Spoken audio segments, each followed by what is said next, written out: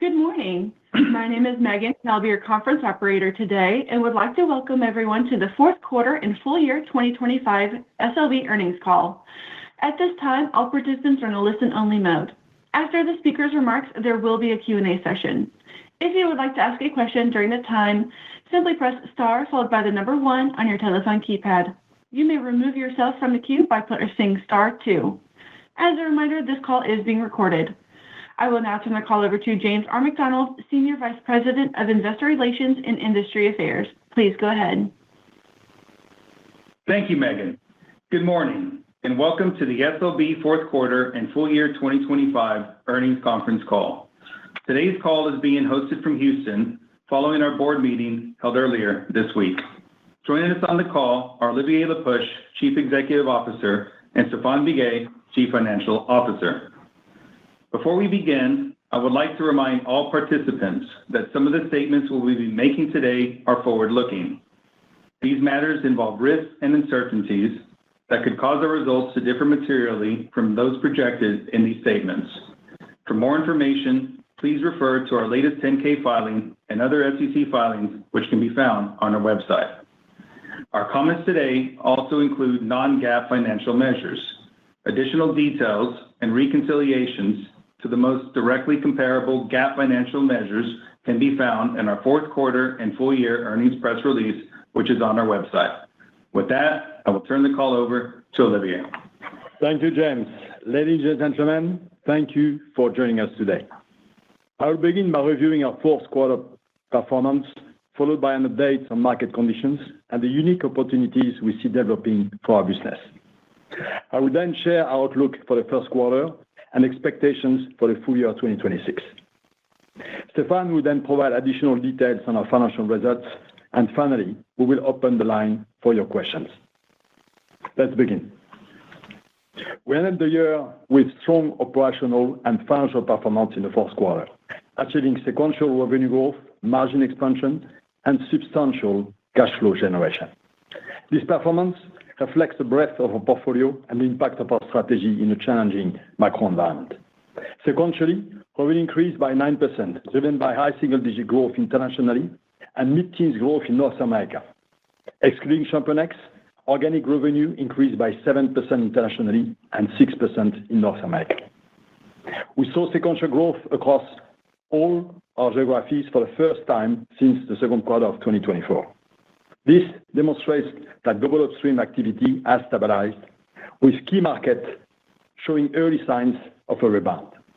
This helped us to deliver approximately $500 million of organic revenue growth this quarter, in addition to a roughly $300 million contribution from ChampionX, resulting from an extra month of consolidation. Let me briefly discuss a few highlights from the quarter. First, we benefited from strong year-end product sales in production system globally, higher exploration data sales, and strong demand for digital operation across all areas. Second, activity increased across the Middle East, led by Saudi Arabia, and with momentum in UAE due to a combination of sustained gas development and increased oil field intervention activity. Third, we delivered strong results across Asia, with increased activity in Australasia, East Asia, and Indonesia, as this market continued to benefit from offshore gas development. Notably, this quarter also marked the return of growth in Saudi Arabia and across sub-Saharan Africa, with flat revenue in Mexico. These three basins actually accounted for the entire organic revenue decline in the full year of 2025. And directionally, we expect activity in this market to improve as we move throughout 2026. Turning to the divisions. In the fourth quarter, Production System and Digital led the way, while Reservoir Performance was up slightly and Well Construction revenue was steady. The strength in Production System was driven by increased demand for production chemicals, artificial lift, and process technology and solutions, as well as backlog execution completions and OneSubsea. When excluding the ChampionX contribution, this division still grew by double digits sequentially and maintained its momentum with several contract awards during the quarter, as you can see from today's highlights. Digital also continued to grow at a healthy rate, driven by strong growth in digital exploration with year-end sales in the Gulf of America, Brazil, and Angola, as well as robust increase in digital operation and platform application. Digital annual recurring revenue surpassed $1 billion, reflecting year-on-year growth of 15%. We also announced several exciting digital milestones in the fourth quarter, including launching Tela, an agentic AI assistant purpose-built to transform the upstream energy sector, and forming a partnership with ADNOC to launch an AI-powered production system optimization platform. These underscore the opportunity for AI to continue to reshape industry operations. Meanwhile, in reservoir performance, sequential growth was a result of increased stimulation activity in the Middle East and Asia, and higher intervention activity in Europe and Africa. In well construction, higher offshore drilling activity in North America and Europe and Africa was offset by declines in some land markets. Additionally, our fourth quarter revenue benefited from resumption of production in the APS projects of Ecuador. Overall, our fourth quarter results are a positive indication of the opportunity that lies ahead. I want to thank the entire SLB team for delivering excellent performance for our customers throughout 2025 and finishing the year on such a strong note. Turning to the market environment. Near-term oversupply may continue to exert downward pressure on commodity price through the first half of 2026, while elevated geopolitical uncertainties should provide a price floor. E&P operators are therefore expected to remain cautious and to backload their 2026 budget. As supply and demand continues to rebalance into 2027, conditions will likely support a gradual recovery in upstream investments, with activity in key international markets and offshore deepwater exiting 2026 at higher level than 2025. Indeed, economic growth, increasing population and large-scale manufacturing and infrastructure investments, particularly in the U.S. and China related to AI, will inherently drive more demand in both oil and gas. Coupled with the natural decline of existing oil and gas assets, we believe this will be the key drivers for the rebalancing of supply and demand. In the meantime, our customers are focused on delivering the lowest cost incremental barrels. This means capturing efficiencies at scale, and in our view, that requires more technology, more integration, and more digital solutions. Today, operators are increasingly prioritizing performance assurance across the asset lifecycle, reducing development timelines and accelerating optimization through digital solutions. SLB is uniquely positioned to deliver value in this environment by integrating equipment with intelligent and autonomous digital capabilities to reduce downtime, improve efficiency, and increase productivity, as witnessed by the rapid uptake in our digital operations. Additionally, production recovery has emerged as a critical domain for value creation, not only in brownfield and mature assets, but also across greenfield developments and tiebacks. This is not an either-or proposition between CapEx and OpEx, but an opportunity to increase our share of CapEx spend and capture OpEx white space with new solutions. With SLB's expanded production portfolio, including the addition of ChampionX, we are uniquely positioned to meet the developing demand in the production space. Globally, the international markets are stabilizing and trending upwards directionally, with Latin America and Middle East and Asia leading the rebound in 2026. Regionally, Middle East continues to represent the largest international market with positive investment outlook. Indeed, there is a resurgence of oil production across the region, driven by OPEC+ policy, while gas remains a strategic priority to meet regional demand and long-term capacity expansion.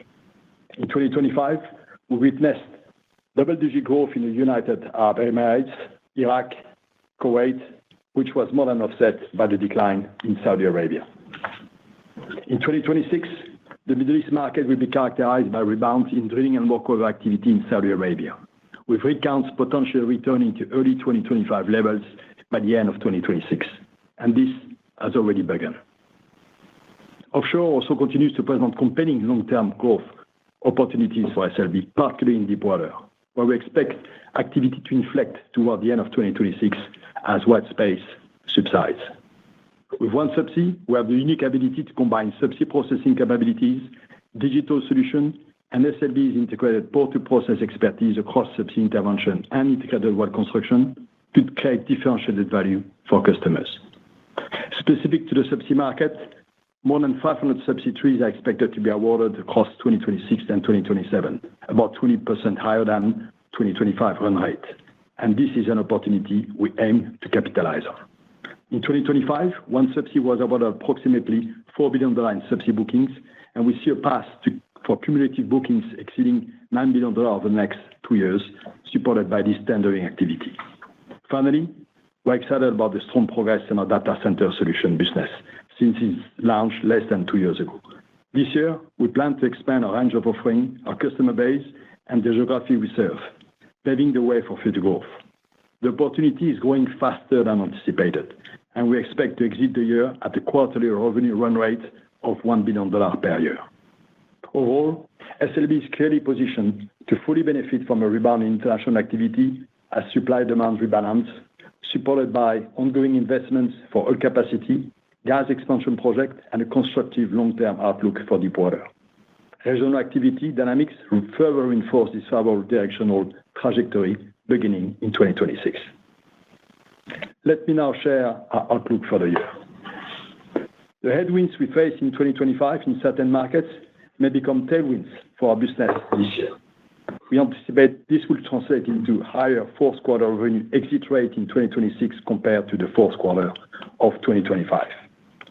For the full year, assuming oil price remains range-bound in the high 50s to low 60 range, we expect 2026 revenue to be between $36.9 billion to $37.7 billion. In North America, we will benefit from the addition of 7 months of activity from ChampionX, stronger offshore activity tied to customer plans, and accelerated growth in data centers, while upstream land activity will continue to decline year-on-year. In international markets, revenue is expected to trend upwards over the year, resulting in a slight year-over-year increase. Growth will come from Latin America and the Middle East and Asia, while Europe and Africa is anticipated to decline slightly.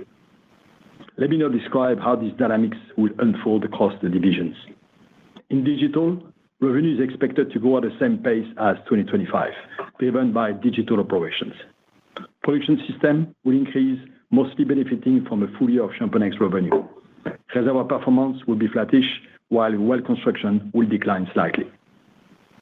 Revenue in the all other category will be flat year-on-year, considering the loss of revenue from the divested Palliser asset will be offset by growth in the data center solutions. This revenue outlook translates into adjusted EBITDA between $8.6 billion to $9.1 billion with margins remaining in line with full year 2025 levels. Finally, with visibility into another year of strong cash flow, we will return more than $4 billion to shareholders in 2026 through the combination of the increased dividend that we announced this morning and share repurchase. Turning to the first quarter, we anticipate revenue to decline by high single digits sequentially, similar to the prior year, due to outsized year-end product sales and project milestones in production system in the prior quarter. We also expect adjusted EBITDA margin to decrease by 150 to 200 basis points versus the prior quarter. This seasonal dip will be followed by a rebound of activity during the second quarter, with further expansion into the second half, driven primarily by international markets. Finally, before I hand over to Stéphane, let me briefly touch on Venezuela. SLB is the only international service company actively operating in Venezuela today, as we are delivering a diverse set of services for NIOC under their license. With nearly a century of experience in Venezuela, we did maintain active facilities, equipment, and local personnel on the ground. Historically, we have been leader in the country, and we remain confident that with appropriate licensing, safety parameters, and compliance measures in place, we can rapidly ramp up activities in support of the oil and gas industry in Venezuela. We are excited, and we are already receiving a lot of inquiries from our customers. I will now turn the call over to Stéphane to discuss our financial results in more detail. Thank you, Olivier, and good morning, ladies and gentlemen. Fourth quarter earnings per share, excluding charges and credits, was $0.78. This represents an increase of $0.09 sequentially and a decrease of $0.14 compared to the fourth quarter of last year. We recorded $0.23 of net charges during the fourth quarter. This includes an $0.11 goodwill impairment charge relating to our carbon capture business, $0.08 of merger and integration charges, $0.07 related to workforce reductions, and $0.03 of overcharges. Offsetting these charges is a $0.06 credit relating to the reversal of a valuation allowance that was recorded against certain deferred tax assets. Overall, our fourth quarter revenue of $9.7 billion increased $817 million, or 9% sequentially. Approximately $300 million of this increase is due to an additional month of activity from the acquired ChampionX businesses. Excluding the impact of this transaction, SLB's fourth quarter global revenue increased 6% sequentially. The sequential revenue step-up was higher than expected and was driven by strong year-end digital sales, significant backlog deliveries, and project milestones in production systems, as well as higher reservoir performance activity in international markets. Fourth quarter adjusted EBITDA margin of 23.9% increased 83 basis points sequentially, primarily driven by very strong digital performance. Margin growth during the quarter was, however, constrained by a loss in a carbon capture project that negatively impacted margins by approximately 50 basis points. Let me now go through the fourth quarter results for each division. Fourth quarter digital revenue of $825 million increased 25% sequentially, while pre-tax operating margin expanded 557 basis points to 34%. These results were driven by strong year-end sales in digital exploration and increased revenue in both digital operations and platforms and applications. Notably, for the full year, digital revenue of $2.7 billion grew 9%. The combination of this growth rate and the full-year EBITDA margin of 35% well exceeded the widely recognized Rule of 40. In addition, digital annual recurring revenue surpassed $1 billion, reflecting year-on-year growth of 15%. Finally, trailing 12-month net recurring revenue was 103% at the end of the fourth quarter.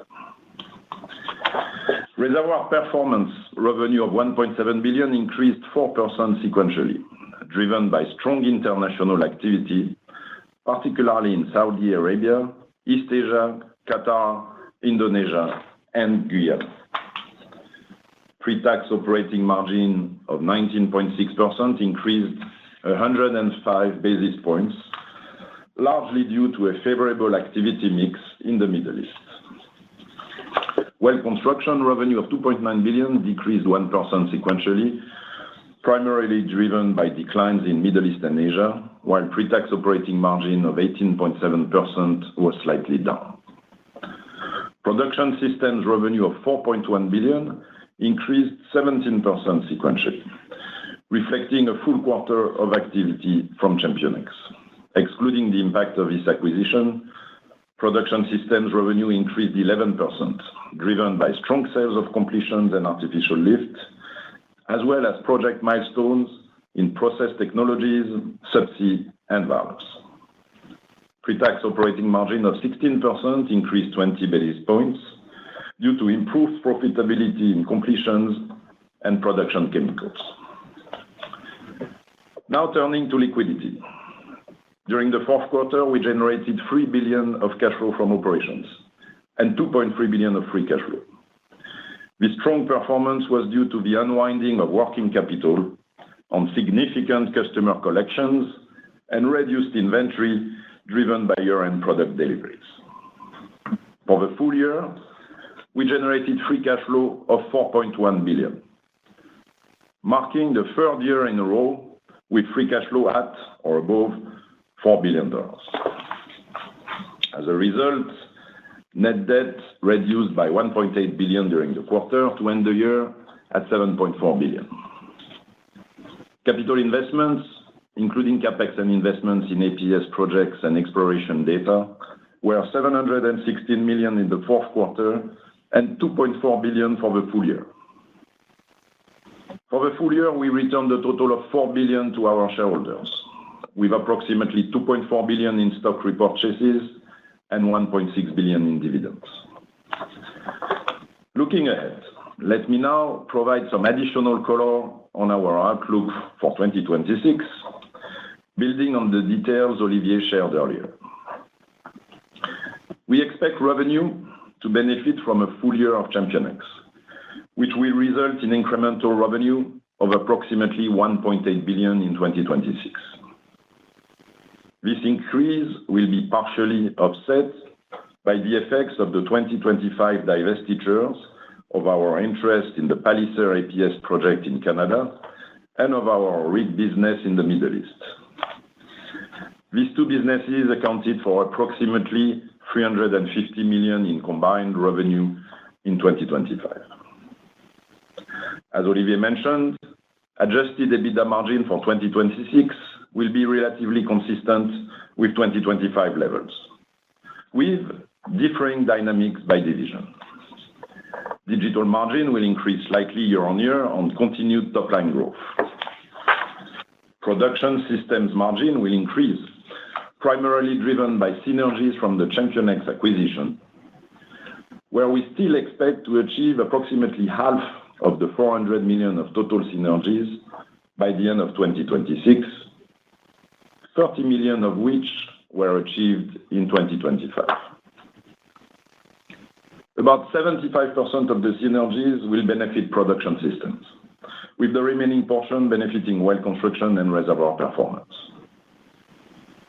The positive effect of ChampionX synergies on production system margins will be partially offset by unfavorable technology mix within the division. In reservoir performance and well construction, despite activity levels stabilizing, margins will be down year-on-year due to activity mix and pricing headwinds in select markets.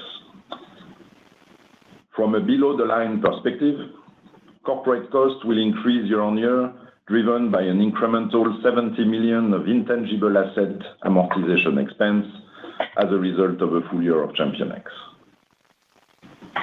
Additionally, we expect our effective tax rate to be approximately 20%, representing a slight increase from 2025. While we expect overall activity to stabilize and increase from today's level in certain key international markets, we will remain disciplined in our capital allocation. In this regard, we expect our total capital investments to be approximately $2.5 billion in 2026. This should lead to another year of strong free cash flow generation. As a result, today, we announced a 3.5% dividend increase, and we expect to return more than $4 billion to our shareholders in 2026 through a combination of dividends and stock buybacks. We are currently targeting to buy back the same $2.4 billion that we repurchased in 2025. However, this amount could increase as the year unfolds, depending on our free cash flow generation progress and our visibility on the business outlook. I will now turn the conference call back to Olivier.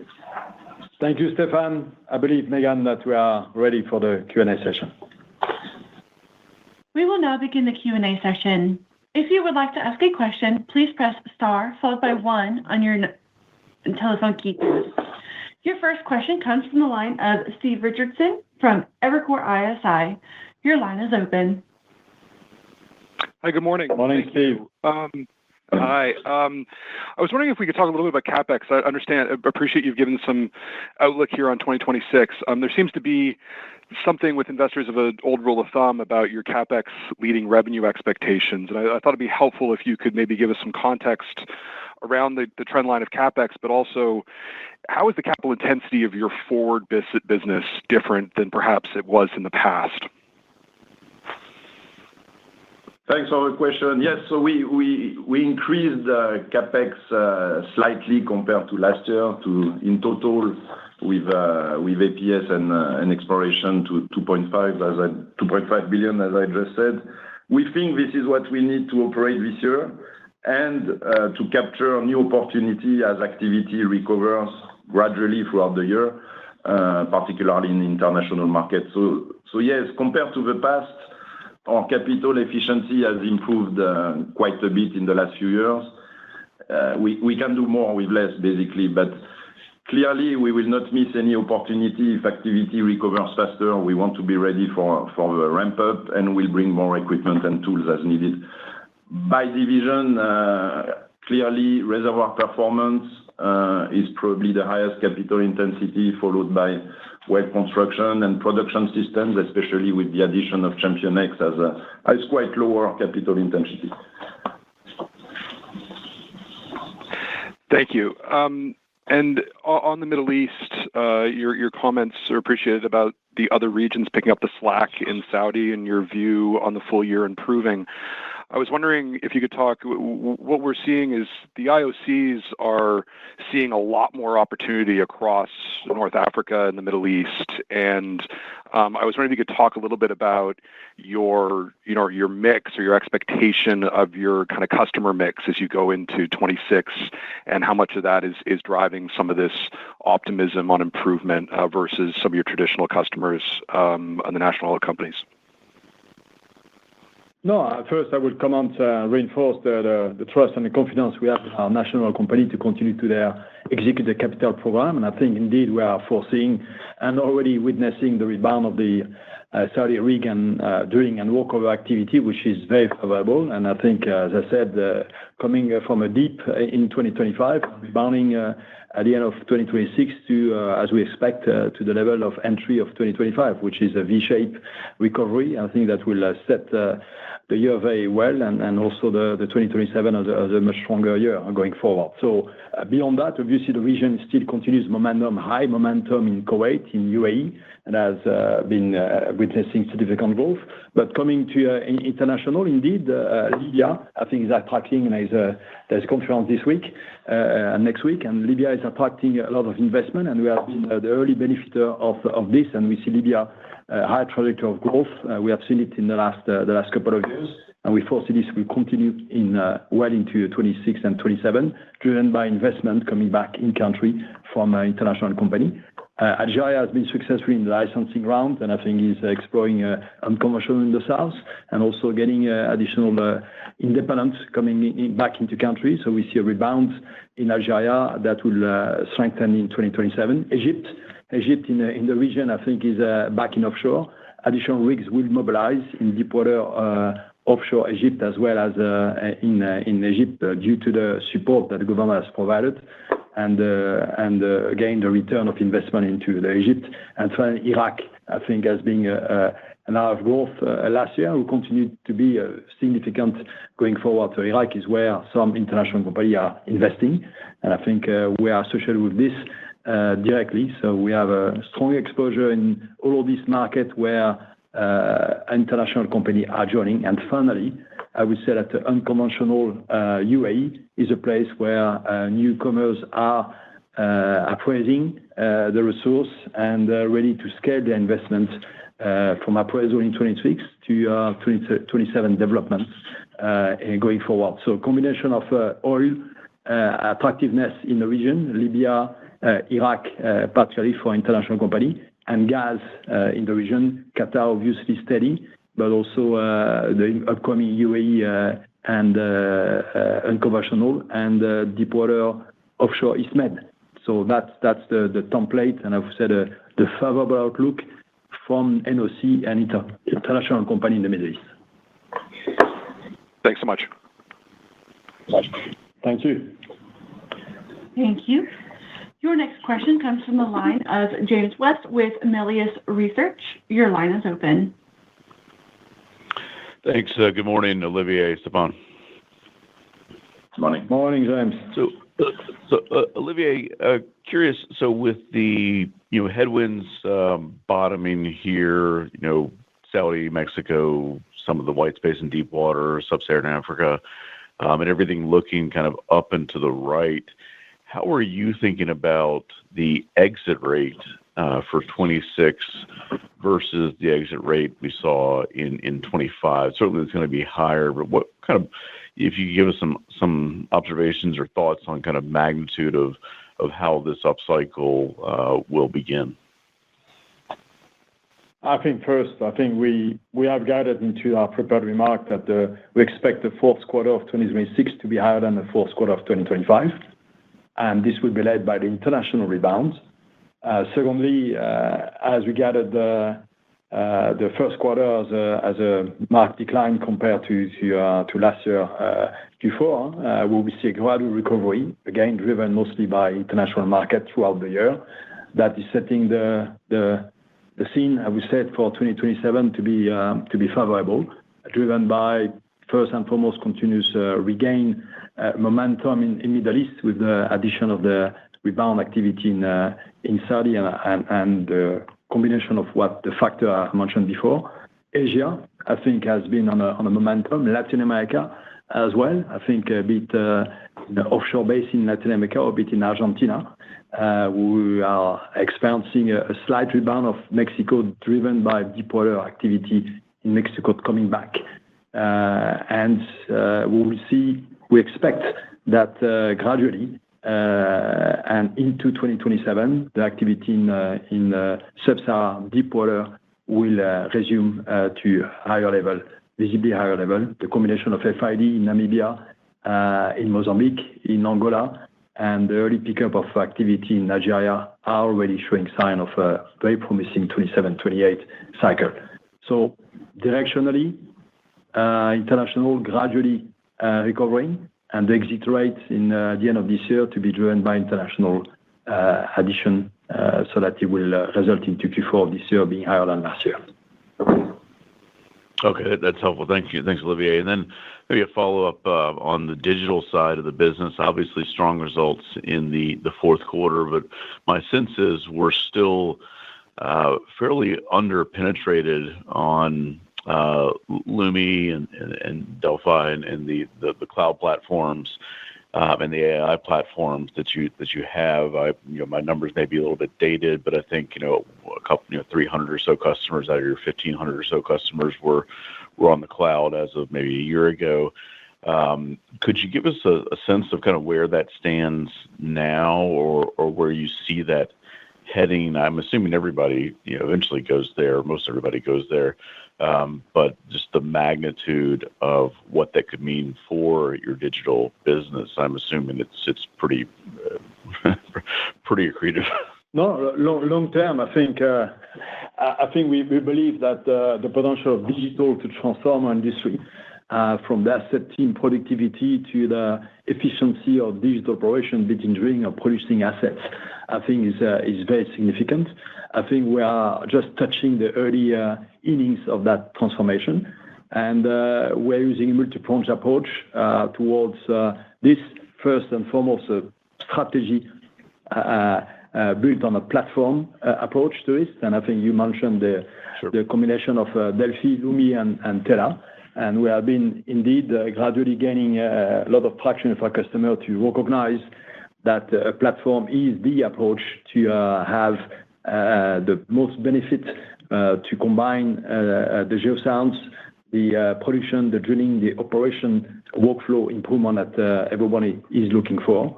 But if you look at the momentum that we are benefiting from today, the momentum comes from digital operation that I think you have seen is getting significant benefits, because it's where I think the rubber hits the ground and where the customer are seeing and materializing the savings in drilling performance, in production NPT reduction, in production optimization, and we are benefiting from that.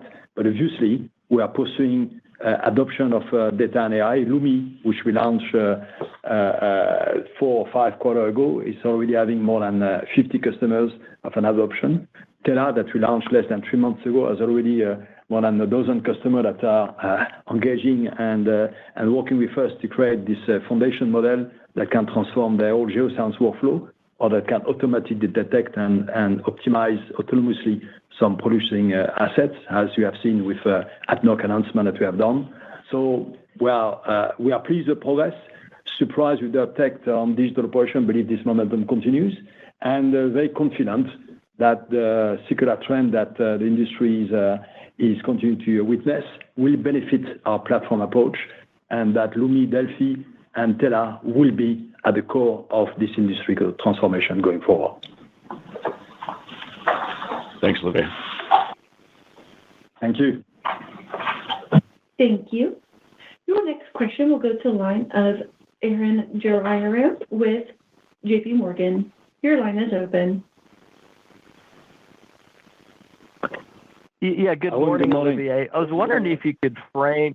Yeah, good morning. I was wondering if you could frame your thoughts on the near-term and longer-term opportunity for SLB in Venezuela. You mentioned you're the only international service company now actively operating, but talk to us about what type of product lines could benefit if we do get a revitalization of the oil industry in Venezuela.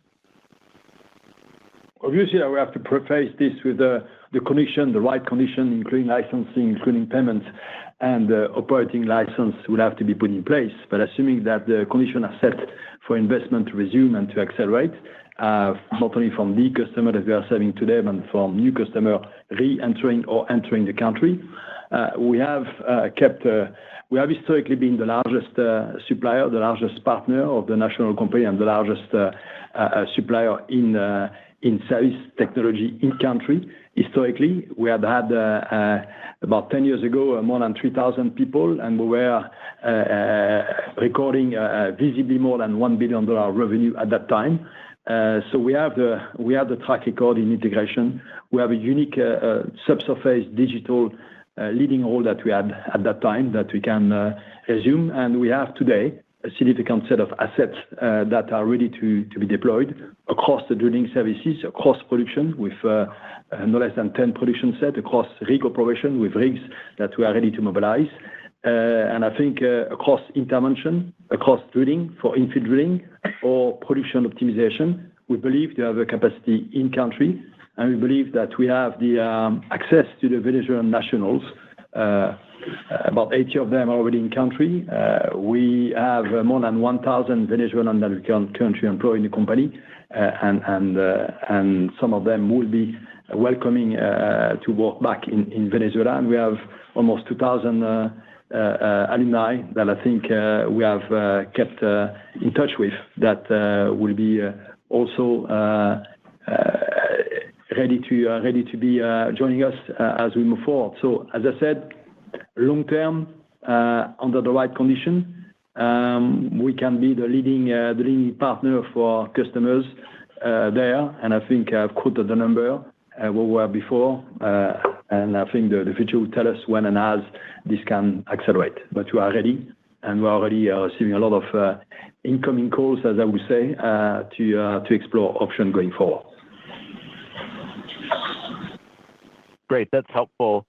Olivier, my follow-up is wondering if you could talk a little bit about your data center infrastructure business. You mentioned that you expect to reach a $1 billion run rate in revenue, if I heard you correct, by year end. Can you talk a little bit about the solutions you're providing today and maybe how you're thinking about organic and even inorganic opportunities to grow that business over time? Yeah, I think, and you heard me correctly. I think this is amazing what you have put together in less than 18 months. I think the rate of growth, the customer engagement that we are getting, the traction we are getting with hyperscalers, and I think is amazing. And yes, we put together a setup that is focused on the modular manufacturing capability and co-engineering of data center solution.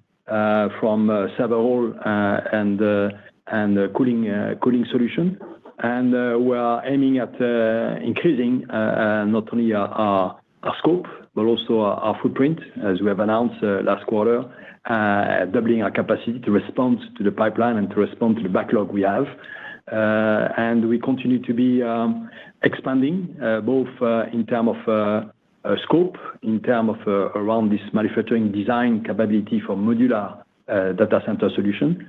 We will be this year growing internationally, we'll be this year adding new customers to our portfolio and preparing ourselves to grow throughout the year. In 2027, $1 billion is the run rate, but it will be significantly above this in 2027. And we believe that we see growth through the rest of the decade internationally.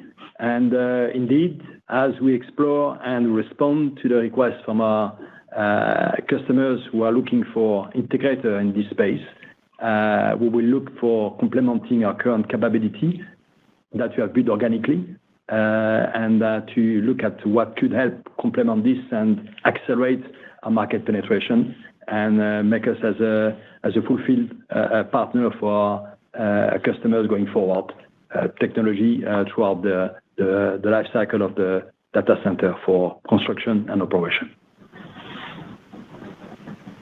Great. Thanks. Thank you. Thank you. Your next question comes from the line of David Anderson with Barclays. Your line is open. Great. Thank you. Good morning, Olivier. If we compare Schlumberger today or SLB, if we compare SLB today versus 10 years ago, in addition to digital, I think the biggest shift is now the emphasis on production and recovery. I was wondering if you could talk a little bit more specifically about the growth opportunity in the next few years as we think about OneSubsea, ChampionX, artificial lift. If I think about OneSubsea, I'm thinking about backlog conversion accelerating. In Guyana, Venezuela, and potentially Venezuela could be growth engines in chemicals, and then artificial lift in the Middle East. Could you sort of frame this growth opportunity for us over the next few years on this side of your business? No, absolutely, Dave. I think production recovery, as we call it, is a new chapter for the company. It's something that we have decided strategically to invest because we believe that first is a market that has significant opportunity for value creation through technology, through integration, through digital. And we believe that we needed to own and have access to a broader portfolio, hence the access to the ChampionX, chemical, OpEx, and fulfilled lift technology and the digital platform addition that put us very well placed into that market. So now the customer response is very positive. And indeed, I think if you look at the priority of our customers today into a challenging commodity on pricing environment, it's all about getting more from the asset that they have under production, and hence the return of the higher barrel for lower cost is a priority. So we're getting a lot of intake into our lift solution, into our digital production, as you have heard, and indeed trying to realizing today the benefit of chemistry for not only production assurance, chemistry for but also chemistry for reservoir performance or recovery. So we believe that the integrated capability that we have built together will give us the opportunity to create solution for the market, end-to-end solution that will help to improve the performance of existing producing assets, will help transform existing assets into with a solution for recovery, solution for optimization, and will help across to bring a digital solution. So yes, lift solution in the major basin or into the most producing oil basin in the world, including Middle East. Yes, subsea as a beneficiary for the long-term deep water, but also the boosting processing capability we have in subsea that are quite unique and contribute to this recovery production gain and goal we have. So yes, it is a new story for us. It's a new chapter. We're excited. Customer feedback is very strong because they believe that they need somebody that have the subsurface, have the technology, and has the full integrated portfolio to respond to the transformation of production recovery landscape as we have contributed and helped the industry transform the well construction or exploration historically. That makes a lot of sense. Shifting gears a little bit to another area of potential growth is in geothermal. You've been dabbling there for a number of years, but now, as you noted in the release here, you're working with Ormat on a pilot project, I believe, later this year in enhanced geothermal. Yes. It looks a lot of this. When we look at geothermal, a lot of this sounds a lot like shale in the early 2000s. We know the resources there, but it's a matter of process and technique to solve for the economics. Do you agree with that conceptually? And where's your confidence that this can be scaled up to create, say, 100 plus megawatt, geothermal plants in the next few years? Absolutely. I think, Dave, let me first step back and explain the reason why we have partnered with Ormat and the potential we see in this partnership. First is to put together the two leading companies in their field. We are subsurface leader in geothermal, helping to characterize the geothermal source and then develop the wells and develop the solution to produce the heat and the hot water from those wells. And Ormat is leaders into building geothermal power plants and understanding the full life cycle.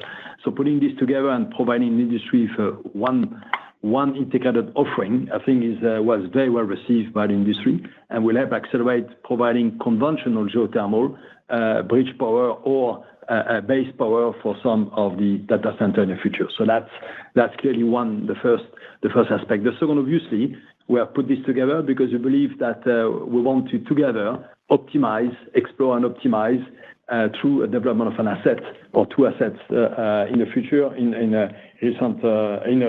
near future, into the unconventional geothermal. And yes, we believe this is a field that has significant potential, but we want to do it right. We want to do with science. We want to do with technology. We want to do with digital modeling of the process so that we get it right and we understand how to scale it economically, how to make it viable, how to make it safe, and then how to offer it together to the market in the near future.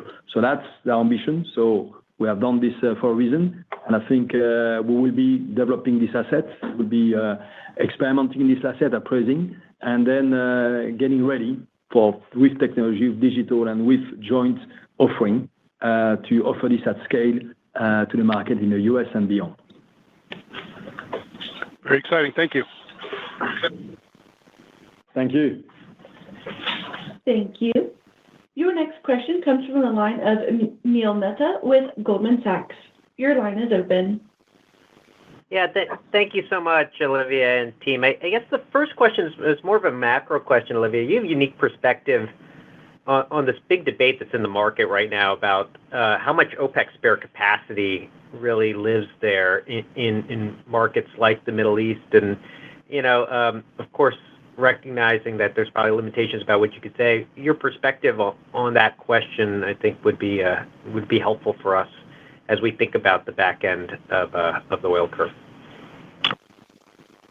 No, I think you have been reading what I'm reading, and I think I don't want to reveal more, but I think OPEC Plus has been unwinding 2.2 million barrels, and I think when you fast forward in a year from now, when the unbalance that still exists in today will start to subside, and then the market will balance itself.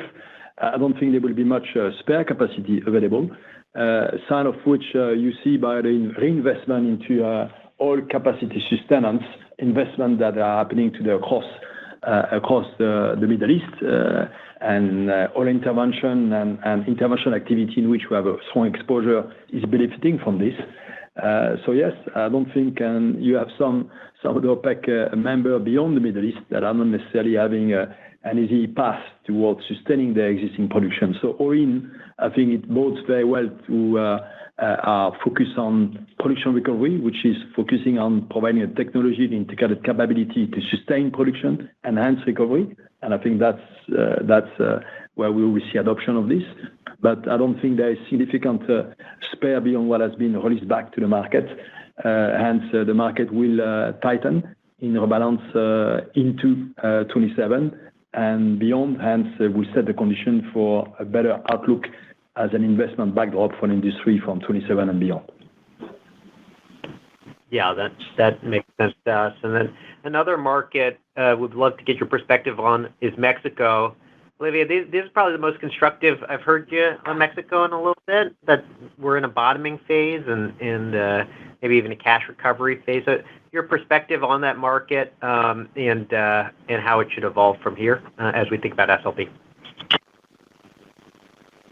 Yeah, the market, I would say, has normalized from a market that has dropped significantly and has had a need for getting the confidence of the whole industry to reinvest. I think it has normalized in the last few months. I think we anticipate it to be steady from the land activity for the foreseeable short to mid-term, and we expect the conditions are gradually getting in place for reinvestment going forward.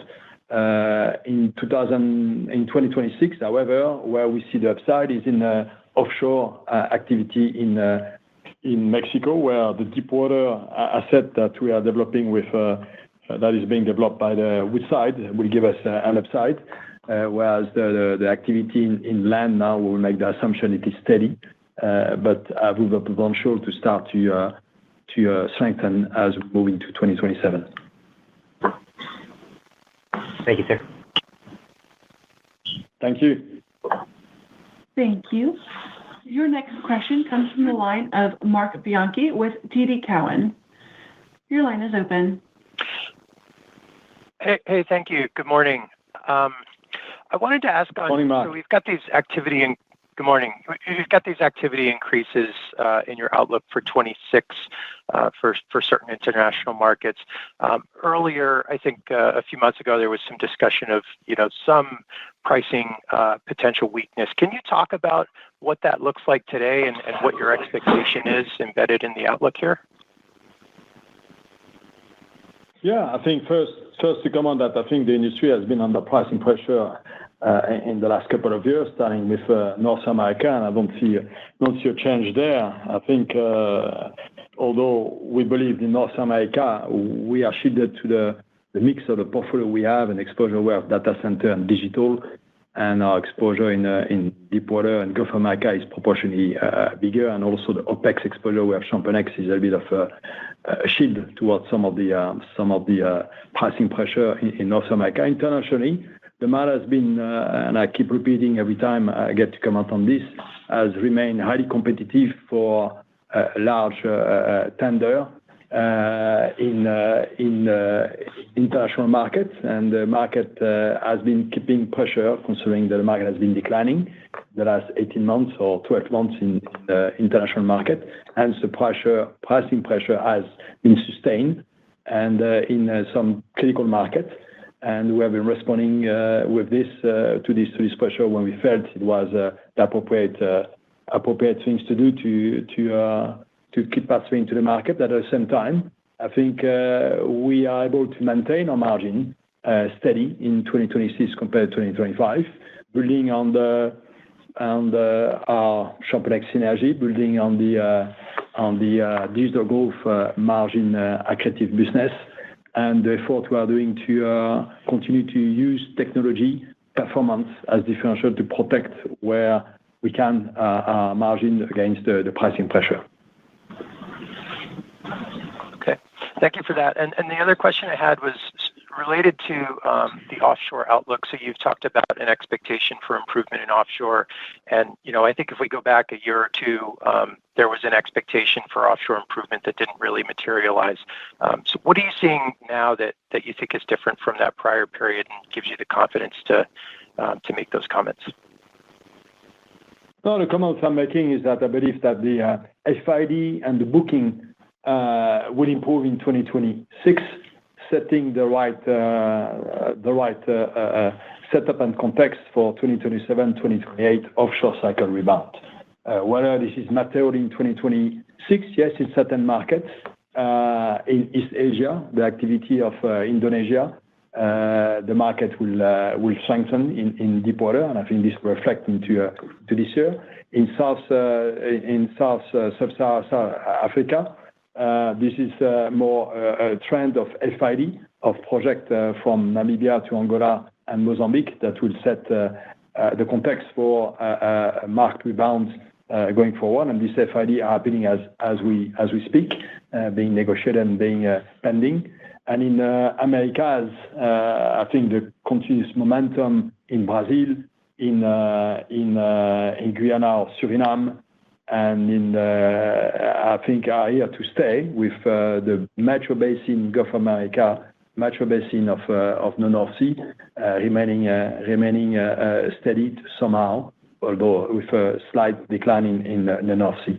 So we believe that the FID, the economics are favorable, and the pipeline of FID across Africa and Asia are set to create a rebound of activity going forward as we turn into 2027. Thank you very much. Thank you. Thank you. Your last question comes from the line of Scott Gruber with Citigroup. Your line is open. Yes, Morning, good morning. So I want to come back to the data center solutions business. Olivier, you mentioned expanding the business abroad. So does the billion-dollar target capture any of that international growth opportunity, or would that be future upside? And how quickly could this materialize? And ultimately, as you leverage your global relationships, could the international opportunity become even larger than your U.S. business? Difficult to say whether it could become larger, but easy to tell you that it will grow. And this year will be the first step into establishing ourselves in Asia and to provide this modular manufacturing solution to our customer there. Also, we initiate a partnership to design a next generation data center in one country in the Asia region. And then we expect to also look at our relationship to embed and go further, including Middle East in the near future. So these are the places where we have ambition to leverage our hyperscaler relationship and our modular manufacturing capability, ability to source locally, ability to manufacture everywhere. I think it's something unique that not so many companies can do and scale and replicate what we have done the last 18 months. So that's what we look forward, and that's where we are excited about the international market. But US is still the hot market, and US is where we believe we have the most exciting pipeline in 26 and in 27 coming our way, and we'll not miss that market. Oh, got it. Appreciate that color. And I want to come back to the question Stephen asked at the beginning on CapEx. So your $2.5 billion of CapEx this year will, support the second half growth rate that you'll achieve, which will be led by digital and data center solutions, some contribution from the core, but overall the capital intensity of the portfolio is improving. So my question is, can you sustain similar growth rate for a couple years into the future at a CapEx level that's still broadly around $2.5 billion, given those kind of less capital intensive drivers of growth, or do you think CapEx will need to creep a bit higher? Look, as I said before, we'll do what it takes to not miss any opportunity. But again, we have really improved our capital efficiency over the last 5 to 6 years, so we can really operate with less. But if growth really comes at high growth rates, we will have to increase beyond the 2.5 billion for sure. But as a percentage of revenue, that will still remain pretty low compared to what we were doing before, and still quite in the low end of the range we had guided before, 5 to 7% of revenue. That's excluding APS and exploration data. So yes, we'll increase as necessary, but it will go with increased cash flow as well. And some of the growth that we will be seeing is production and recovery, as we elaborated on before, as well as digital. And that doesn't require as much CapEx as the well-centric businesses. So this is how we can maneuver within that range, basically. So without some acceleration in the kind of core business, you would expect the CapEx to sales ratio to continue to improve over the next couple of years? Is that fair? It will be more or less as a percentage of revenue. It will stay within that 5 to 7% we've guided before, but it's more below. As you have seen, we've been closer to 5 and 7, so we will remain at the low end of that range in the future. Okay, I appreciate the call. Thank you. Thank you. Thank you, Scott. Ladies and gentlemen, I will now turn